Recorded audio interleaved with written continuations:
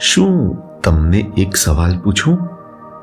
ક્યારેક એવું બને છે ને, બધું ઠીક હોવા છતાં મન શાંત નથી રહેતું, અને ક્યારેક નાની વાત પણ બહુ મોટી લાગી જાય.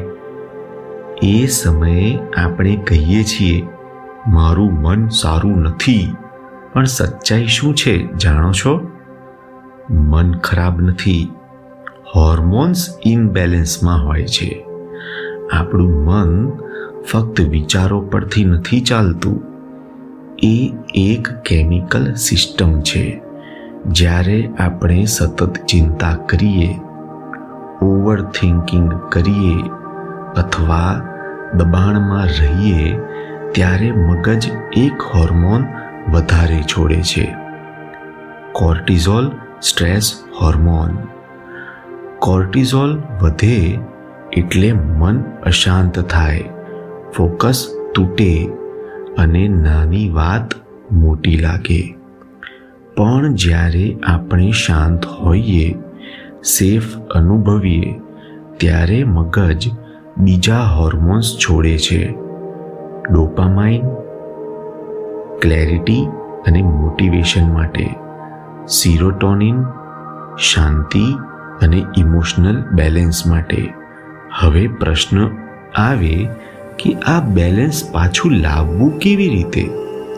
જવાબ સિમ્પલ છે, મેડિટેશન. જ્યારે તમે આંખો બંધ કરો, શ્વાસ ધીમો કરો અને શરીરને શાંત થવા દો, ત્યારે મગજને સિગ્નલ મળે, હવે ડેન્જર નથી. એ સમયે કોર્ટિઝોલ ઘટે છે, સિરોટોનિન, ડોપામાઇન વધે છે અને મન હળવું લાગે છે. એટલે મેડિટેશન કોઈ મેજિક નથી, એ માઇન્ડ અને હોર્મોન્સના અલાઇનમેન્ટની પ્રોસેસ છે. મેડિટેશન એટલે વિચારો બંધ કરવું નહીં, પણ વિચારો પાછળની કેમિસ્ટ્રીને સમજવી અને સંતુલિત કરવી.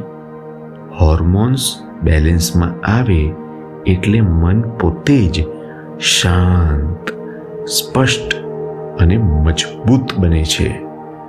અને એ જ કારણ છે કે મેડિટેશન કરનાર વ્યક્તિ જીવનને વધુ સમજદારીથી હેન્ડલ કરે છે.